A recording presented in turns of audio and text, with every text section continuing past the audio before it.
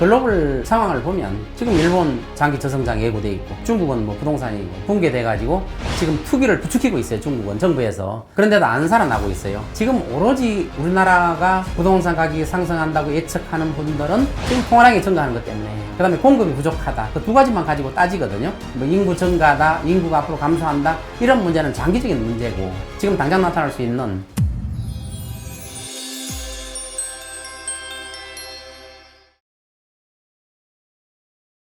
오늘은 그 외국의 부동산 시장의 동향을 보고 우리나라 부동산 시장은 어떻게 될 것이냐 하는 예측을 한번 해보려고 합니다. 지금 외국 시장은 이제 크게 우리나라에 큰 영향을 미치는 나라들을 한번 살펴보는데, 먼저 일본을 볼 수 있는데, 일본은 뭐 과거에 뭐 30년 이상 그 하락기를 겪어왔고 부동산에 대한 투자는 더 이상 안 한다 하는 심리가 확산되어 있죠. 부동산이 한번 크게 폭락한 다음에 그런 심리가 확산되고, 또 최근에 엔저 현상 이런 게 생기고, 지금 일본의 기준금리가 0%대거든요. 0%대인데도 기준금리를 못 올리는 이유가 경제가 더 망가지기 때문에 못 올리는 건데, 다른 나라에 비해서 기준금리가 상당히 낮은 상태죠. 낮은 상태인데도 부동산 값이 오르지 않는 이런 현상이 생기고 있어요. 반면에 그 동경의 그 고급 맨션 같은 경우는 젊은 층을 중심으로 수요가 굉장히 많아서 2배, 뭐 3배 이렇게 오르고 있는 그런 상태도 있지만, 그거는 극소수의 현상이고 일본의 전반적인 상황은 부동산 시장이 아직도 회복되지 못하는 그런 상황이고, 더군다나 엔저 현상이 지금 더 심화되고 있죠. 엔화 가치가 더 떨어지는 이런 현상이 더 심화되고 있기 때문에 경기 침체가 예고되어 있다. 많은 경제학자들은 아마 일본은 지금보다 더 저성장으로 갈 거고 경기 침체가 예고될 것이다, 이렇게 보고 있습니다. 두 번째, 중국을 보면은, 중국은 뭐 과거에 시진핑이 집권하고 나서 건설 경기를 부양시킨다고 아파트를 엄청나게 많이 지었죠. 많이 지어가지고 부동산 가격이 폭등에 폭등을 거듭했죠. 그러다가 코로나가 지나고 고금리 상태가 되니까, 기준금리가 올라가고 고금리 상태가 되니까 집값이 폭락을 하게 됐고, 건설을 하던 많은 건설사들이 부도 위기에 놓여지고, 또 분양을 받은 사람들은 임대도 못 놓고 빈집이 속출하는 그런 상태가 되죠. 그러니까 중국의 부동산 시장은 사실상 붕괴되었다고 보고, 붕괴된 부동산 시장이 경기 침체로 가지 않을까, 이렇게 보고 있습니다. 그래서 중국 정부는 지금 부동산 시장을 살리기 위해서, 부동산 시장을 살리는 이유가 이제 경기 침체를 막기 위해서 부동산 시장을 살리고 하는데, 최근에 그 중국 정부가 부동산 투기 촉진책을 펴고 있어요. 그래서 부동산 투기 촉진책을 펴서 부동산 시장을 살리려고 엄청나게 노력을 하는데도 불구하고 부동산 시장은 살아날 것 같지가 않고, 중국도 마찬가지로 부동산 시장발 경기 침체가 예고되어 있습니다. 그럼 미국의 경우는 어떻게 되냐? 미국은 주거용 부동산 같은 경우는 30년 고정금리이기 때문에 부동산 값이 떨어지지 않고 있는데, 그 이유가 과거에 싼 금리의 금리를 받았을 때는 부동산을 취득한 사람들이 부동산을 바꾸려고 하니까 높은 금리를 물어야 되니까 매물이 나오지 않는 거예요. 과거에 싼 금리를 30년 동안 고정금리로 지불하고 있는 사람들이 교체 수요가 전혀 없으니까 매물이 나오지 않으니까 오히려 집값이 오르는 현상, 그런 현상이 생기고 있습니다. 근데 상업용 부동산은 이제 변동금리이기 때문에 보통 5년 정도 지나면 변동금리로 바뀌죠. 그래서 고금리 상태가 유지되면서 상업용 부동산은 심각한 상태에 직면했고, 특히 거기에다가 기름을 붓는 게 공실률이죠. 그래서 미국의 공실률은 2, 3년 전만 해도 18%, 19% 이렇게 됐는데, 지금은 대도시 다운타운 같은 경우는 30%를 초과하고 있고,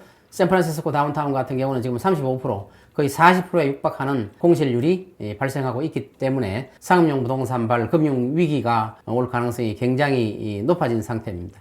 근데 미국의 전반적인 경기 자체는 상당히 지표가 좋은 걸로 나와 있어요. 미국의 경기가 좋다는 거는 고금리 상태, 고환율 상태이기 때문에 다른 나라에서 투자 자금이 미국으로 몰려오니까 미국의 경기가 굉장히 좋은 걸로 나타나고 있는데, 뭐 때문에 좋으냐면 AI나 반도체 이런 것 때문에 전 세계에 자금이 몰려오기 때문에 좋은 거거든요. 그렇기 때문에 경기가 좋기 때문에 미국의 기준금리를 내리지 않는 한 요인이 되고 있습니다. 그러니까 미국의 상업용 부동산은 굉장히 위험한 상태고, 최근에 샌프란시스코 대형 빌딩 같은 경우는 5분의 1 가격으로 팔리기도 하고, 뭐 LA, 또 맨하탄, 샌프란시스코, 시카고 이런 데는 반값에 내놓으면 아예 안 팔리고 반의 반값 정도 돼야 매수자가 매수 검토를 하는 이런 지경에 이렇습니다. 그 이유가 바로 과도한 공실률과 과도한 금리 때문에 대출받을 때 많은 부담이 되기 때문에 이런 현상이 생기는 거죠.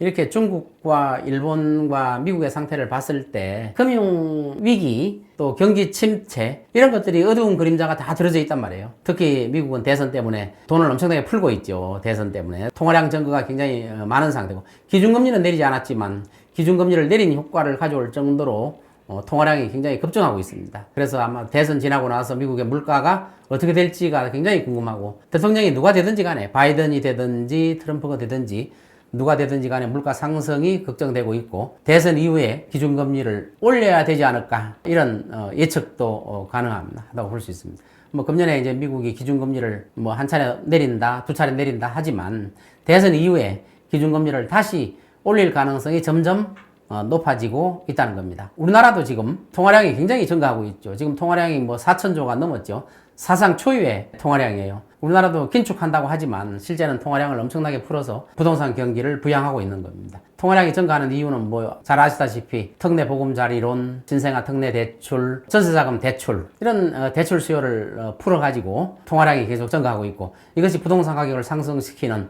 견인 작용을 하고 있는 겁니다. 더군다나 또 1, 2주 전에 스트레스 DSR을 7월 1일 날 시행하기로 했는데 또 9월 달로 2달 연기하는 이러한 효과 이것도 부동산 가격을 상승시키는 한 원인이 되고 있다는 겁니다. 금융당국이 또 은행에다가 대출을 좀 제한하라 이런 권고를 한 걸 봤습니다. 근데 금융당국 자체는 스트레스 DSR을 2달 연기하면서 부동산 시장을 부양시키면서 또 반대로 금융기관에는 대출을 제한하라 그러니까 이중적인 행태를 보이고 있다는 겁니다. 그러니까 실제로는 부동산 시장을 살리기 위한 정책을 펴면서 은행에는 대출을 좀 자제해달라 이런 상반되는 의견을 줘서 부동산 시장에 상당히 혼동을 주고 있다는 겁니다. 궁극적으로는 부동산 시장을 살리기 위해서 정부가 통화량을 많이 풀고 있지 않나 또 대출을 많이 해주고 있지 않나 저는 이렇게 보고 있습니다. 그래서 일본, 중국, 미국 3개국이 상당히 어려운 상태에서 우리나라는 지금 부동산 값이 오른다. 또 신고가가 형성되었다. 또 똘똘할 한 채라는 이상한 말이 만들어져 가지고 지방의 부자들조차도 서울의 중심지에 비싼 아파트를 사러 오는 이런 현상이 생기고 있다는 겁니다.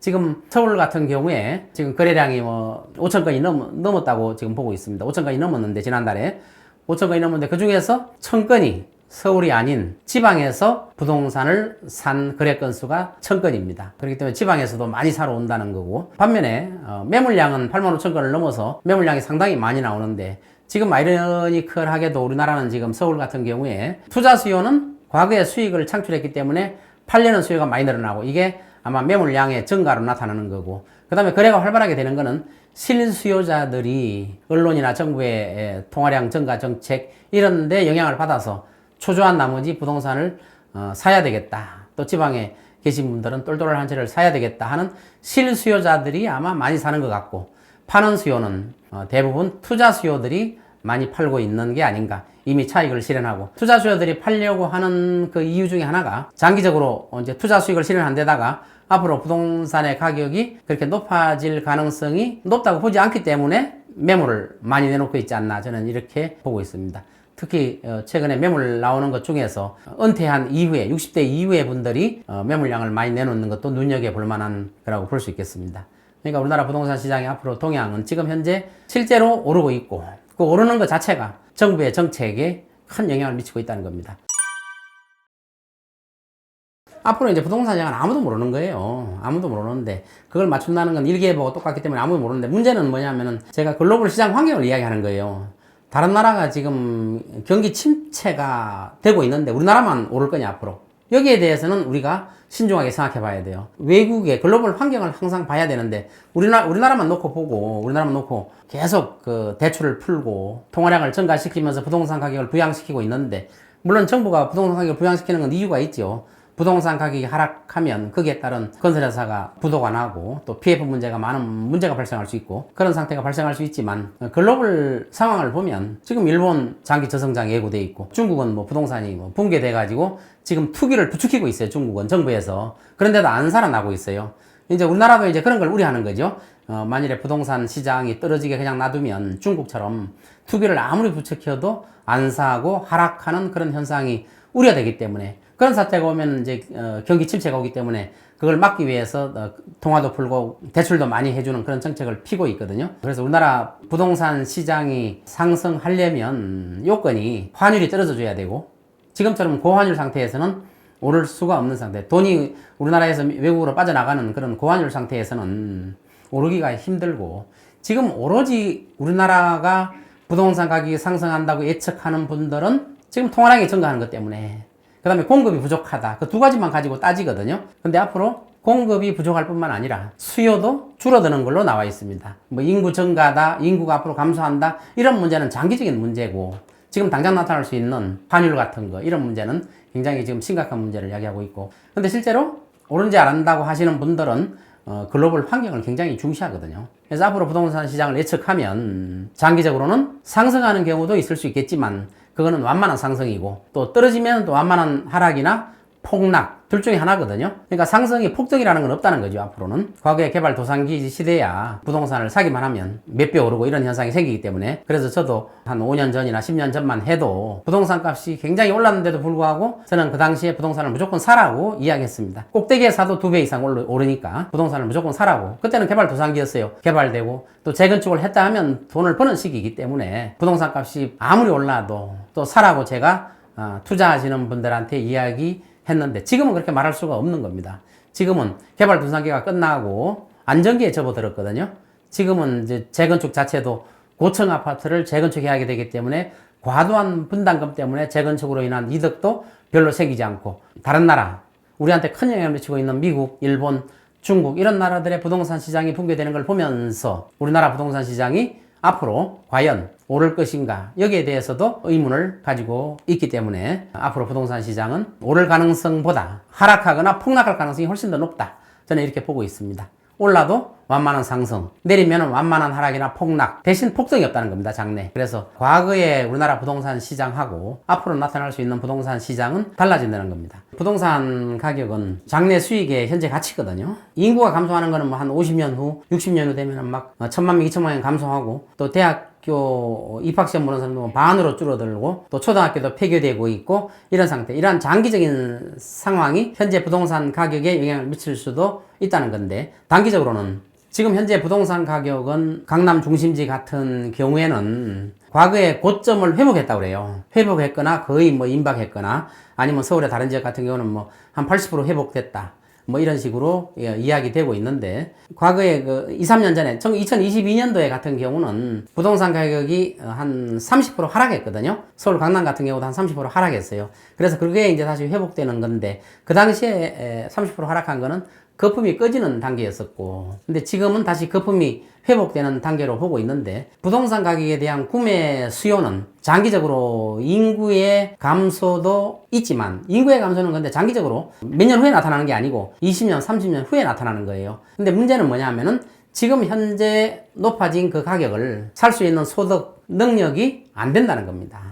그래서 PIR이라고 있죠. PIR 같은 경우가 서울 같은 경우는 25가 넘고 있죠. 25년 동안 꼼짝 않고 사야 부동산을 살 수 있는 그런 지수이기 때문에 소득 수준이 급등하게 올라가지 않고는 구매 수요 자체가 제한을 받는다는 거예요. 지금 이제 강남 아파트가 예를 들어서 30% 하락한다고 해도 그거를 구매할 수 있는 개척은 한정적이라는 겁니다. 그래서 이제 앞으로 부동산을 구입하고자 하는 분들, 특히 무주택자들, 돈을 어느 정도 저축을 해서 모아놓고 있는 무주택자들은 굉장히 초조할 거예요. 그리고 집이라는 거는 한 채를 가지고 있으면 거주의 안정성이 보장되기 때문에 집 한 채 있는 거는 굉장히 좋은 현상이에요. 그런데 이제 무주택자 분들은 여기에 대해서 과연 언제 사야 되느냐, 이런 데 대해서 상당히 의구심을 가지고 있기 때문에, 미국의 대선이 11월 달에 있으니까 미국 대선이 끝나면 어느 정도 글로벌 경기가 어떻게 돌아갈 것이냐 예측이 어느 정도 나올 수 있습니다. 근데 그전에는 움직이지 않는 게 저는 좋다고 보고 있는 겁니다. 왜냐하면 내년에 부동산 시장이 안개 전국이에요. 상당히 안 좋아질 걸로 예측되고 있고, IMF라든가 세계 경제학자들이 외국의 경우에 부동산 시장이 안 좋을 거로 이렇게 예측을 하고 있고, 또 우리나라 부동산 시장도 안 좋을 걸로 예측을 하고 있어요. 외국의 경제학자들이. 이런 상황에서 연말에 대선 끝나면 새로운 행정부가 미국에 들어섰을 때 부동산이 어떻게 변할 것이냐, 그에 대한 예측은 어느 정도 가능하기 때문에 좀 기다리는 것도 한 방법이 아닌가, 저는 이렇게 보고 있습니다.